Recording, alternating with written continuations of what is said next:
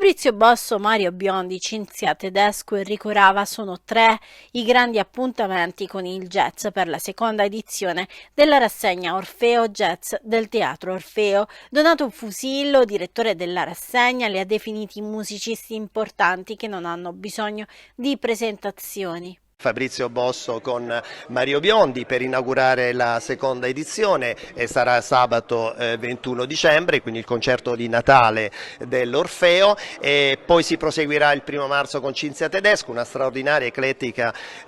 musicista, cantante tarantina, mi piace sottolineare questo, che ha girato il mondo, e poi avremo per chiudere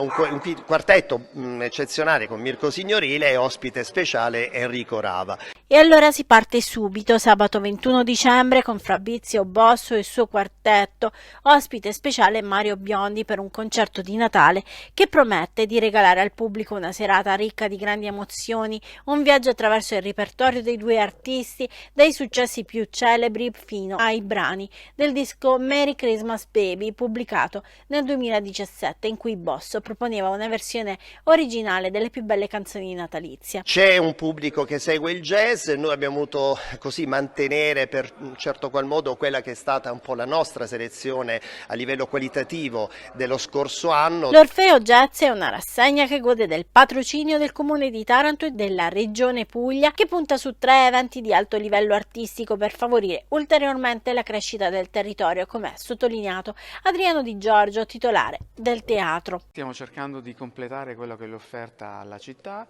e non solo, perché abbiamo degli eventi in esclusiva. Ci sarà finalmente Enrico Rava a chiudere ad aprile questa grande rassegna che, ripeto, completa il quadro dell'offerta del Teatro Orfeo. I biglietti sono in vendita sul circuito Ticket One oppure al botteghino del Teatro Orfeo.